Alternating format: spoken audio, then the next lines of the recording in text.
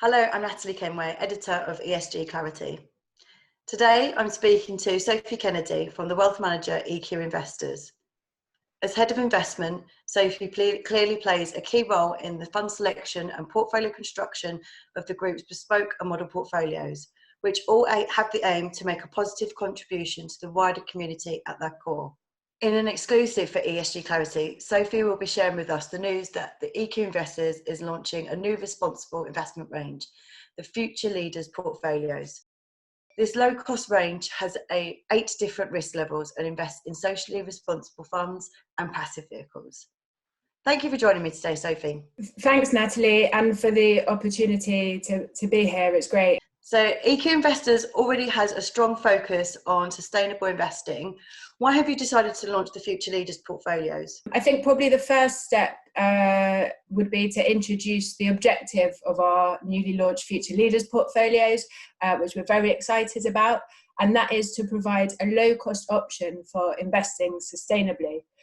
The portfolios are diversified across asset class and globally. They're fully passive and target sustainability leaders across sectors. The name builds on 2 aspects, really: sustainable future and ESG leaders. You can view the portfolio as ESG at the core with specific sustainable themes in satellite. What we're essentially trying to do is avoid those worst offenders from both an ESG and a sector perspective, and instead choose the companies that are best in class with respect to the operational side of the business. And we're doing this through specifically constructed indices. The key differentiator versus peers for us is that we've also embedded sustainable themes into the portfolios. These long-term megatrends, including the likes of clean energy and global health and pharma, are likely to act as a tailwind to performance and also help us manage risks within the portfolio. Finally, the other focus of the portfolio is to have a lower carbon footprint versus the benchmark. So these are really a natural extension to our existing product base. We've been managing impact portfolios, as you know, for over 10 years. Our low-cost portfolios have a strong track record, and our fund research across all strategies places ESG integration at its core. We know there's a surge in demand from investors who have a real emphasis on sustainable considerations, but with a low-cost passive mindset. And there isn't currently a solution out there like Future Leaders. It's not actually the first time EQ has innovated in this way, and you'll know in 2012 we launched the positive impact portfolios. We were very early with that offering and have now built an unrivaled track record. We've learned a lot since then, and we really want to leverage the experience we have in impact investing to bring sustainability into passive investing without compromising on financial returns. We see ESG investing as becoming mainstream, and I think you'll agree that regulation is definitely moving in that direction, and therefore it's something that we want to take advantage of. And of course, we wouldn't have launched them without any demand. Okay, that all sounds fantastic. So can you just describe some of the key characteristics of the new portfolios and how they differ from the existing portfolios that you run? Sure. I guess there are a few things to highlight here. The first being that this is a low-cost option. So there are no actively managed funds held, only passives, including ESG integrated and thematic ETFs and tracker funds. Within that, we're only investing in the ESG indices with the most stringent inclusion criteria. I'm sure you'll agree that there are too many ESG integrated indices out there with very limited sustainability criteria.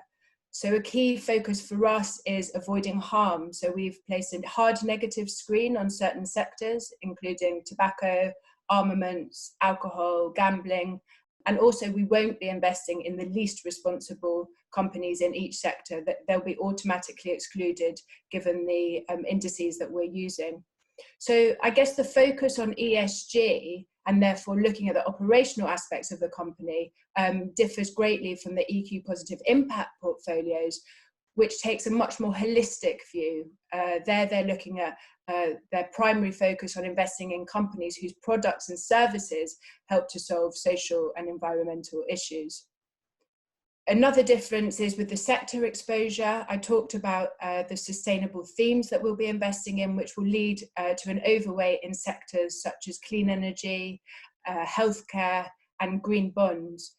And also the portfolio will be constructed with a focus on achieving a lower carbon footprint compared to the benchmark, and therefore much more aligned with a low carbon economy. Again, we see this as a key differentiator for us and really important given a clear increased focus on climate change. So we're investing in those leading companies that are proactively managing their operational footprint. Okay, great. And you mentioned demand for these portfolios before, but how has demand for responsible investments increased over the past year, say, and has that been affected by the COVID-19 crisis? Definitely. I think there's no doubt that 2019 was the year for sustainable investing headlines. And while we're yet to fully understand the impact and the longer term implications of COVID-19, it clearly and quite rightly has stolen the headlines, but we do think this is temporary. The demand for sustainable investing is only getting stronger in our mind. And actually what's really important is without that demand, we wouldn't have seen the increased supply of the innovative products that we're investing in. And actually 12 to 18 months ago, we wouldn't have been able to launch these portfolios. But it's that innovation and the supply and demand dynamics that has allowed us to marry passive investing and sustainability in such a way. I do think other aspects such as the availability of better reporting and monitoring has allowed index providers to innovate and to better construct best-in-class indices. And that's a really important point for me, is that these portfolios won't remain static, they're evolutionary.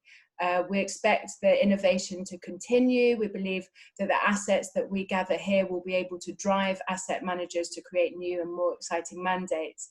And it's this engagement on the active fund space that has allowed us to innovate so well in our positive impact portfolios. Okay, great. Well, that all sounds very exciting. Thank you for sharing that with us. For more information on the Future Leaders portfolios, please see the ESG Clarity article accompanying this video. Thank you and stay safe.